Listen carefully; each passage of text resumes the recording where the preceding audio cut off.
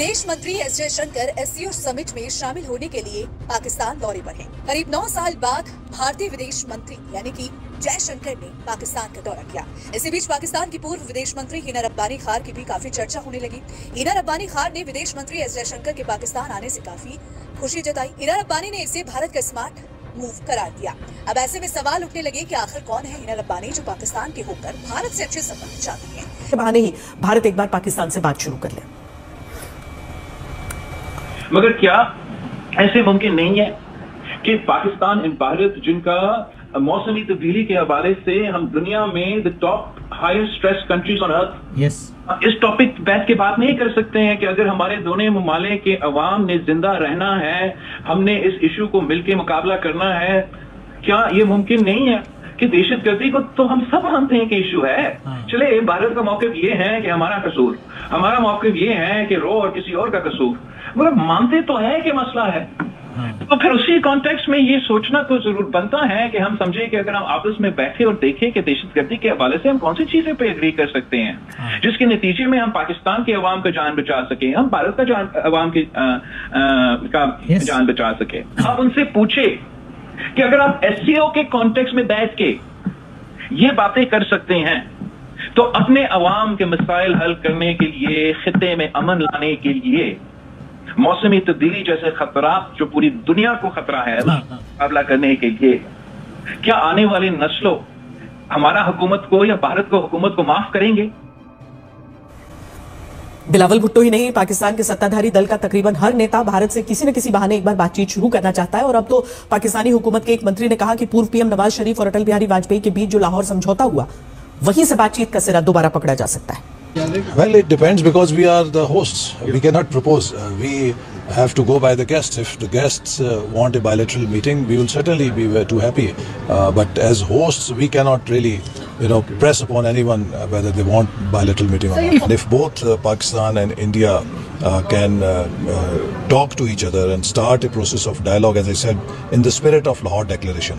The Lahore Declaration really was an opportunity for both countries to move forward. Unfortunately, the events did not favor Lahore Declaration later on, but I think still we need. Hello दोस्तों, एक और नए video में आपका स्वागत है। दोस्तों, Pakistan doctor S Jaishankar से एक मुलाकात के लिए इतना तरस रहा है कि कहीं से भी वो चाहता है कि कहीं से भी एक मुलाकात डॉक्टर जयशंकर के साथ हो, एक मीटिंग हो। लेकिन डॉक्टर जयशंकर ने क्लियर कर दिया है कि मैं कोई बायलैटरल टॉक्स पाकिस्तान के साथ नहीं करूँगा। हो सकता है कि ऐसे ही वर्चुअली मुलाकात हो, लेकिन उन्होंने डायरेक्ट बोला है कि कोई मुलाकात नहीं होगी पाकिस्तान के साथ। तो देखेंगे वीडियो में आगे क्या है। और चैनल पे नए हो तो चैनल को सब्सक्राइब कीजिए, लाइक कीजिए, शेयर कीजिए और कमेंट पे जय हिंद जरूर लिखना ना भूलें। बायलैटरल मुलाकात भारत और पाकिस्तान के बीच क्या हो सकती है, क्योंकि डॉक्टर जयशंकर ऑलरेडी बोल चुके हैं कि माहौल अभी ऐसा है नहीं। आतंकवाद को लेकर उन्होंने काफी स्टेटमेंट्स दिए। तो आपको क्या लगता है कि ऑन द साइडलाइंस कुछ भी होगा या स्ट्रक्चर्ड बायलैटरल? जी, ऐसा कोई प्लान नहीं है। तो कोई बायलैटरल प्लान नहीं है। ओके, बहुत बहुत शुक्रिया आज तक बात करने के लिए। इम्पोर्टेंट डेवलपमेंट ये है कि तकरीबन 8 साल बाद किसी भी भारत के किसी भी dignitary, minister for external affair और प्राइम मिनिस्टर या किसी का भी ऑफिशियली किसी भी पाकिस्तानी लीडर से 8 साल बाद हाथ मिलाया गया है। और वो आज जब doctor Jaishankar Serena hotel Islamabad पहुँचे, जहाँ पे प्राइम मिनिस्टर शहबाज शरीफ ने तमाम एससीओ डेलीगेट्स के लिए डिनर का बंदोबस्त किया हुआ था, डॉक्टर जयशंकर आए और उनकी बॉडी बड़ी रिलैक्स बड़े थे और वो आए और प्राइम मिनिस्टर शहबाज शरीफ ने पहले ही आगे हाथ कर दिया, जो कि मेरे लिए बड़ी इंटरेस्टिंग चीज़ थी। शायद इसकी भी ऑप्टिक्स हैं। देखिए, आपको याद होगा जब एससीओ हुई थी, वहाँ पे फॉरेन मिनिस्टर्स का इजलास हुआ था गोवा के अंदर, तो वहाँ पे क्या हुआ कि जैसे ही बिलावल भुट्टो जरदारी गए, यहाँ बाकी लीडर्स जाते थे तो जयशंकर जो है वो नमस्ते करते थे, अपने जो एक ट्रेडिशनल कल्चरल रिलीजियस स्टाइल है करते थे, तो नमस्ते करते थे। तो जो है बिलावल भुट्टो जरदारी ने भी यहाँ पे हाथ रखा और उन्होंने ऐसे भी कर लिया। यहाँ पे क्या हुआ है कि प्राइम मिनिस्टर शहबाज शरीफ ने पहले ही हाथ आगे कर दिए। अभी कोई 5 स्टेप 6 स्टेप होंगे 5 से 6 स्टेप होंगे अभी, लेकिन उन्होंने क्या किया कि उन्होंने पहले ही हाथ खड़ा कर आगे कर दिया।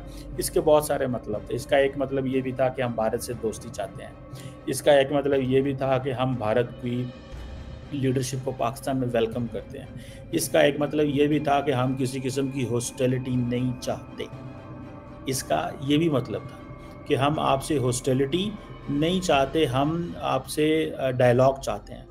हमारा जो हाथ है आपकी तरफ जो गया है, इस हाथ को मजबूती से थामें।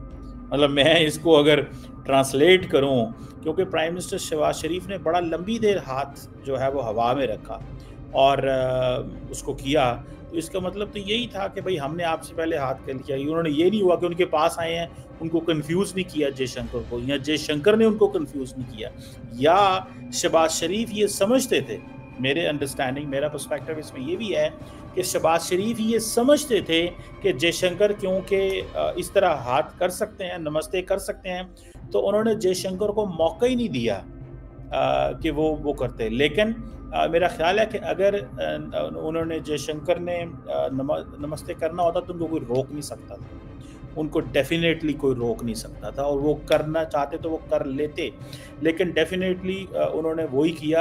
आई थिंक दीज आर ये बेसिकली प्योर डिप्लोमेटिक एटिकेट्स होते हैं, और जयशंकर उनसे बड़े अच्छे से वाकिफ़ हैं।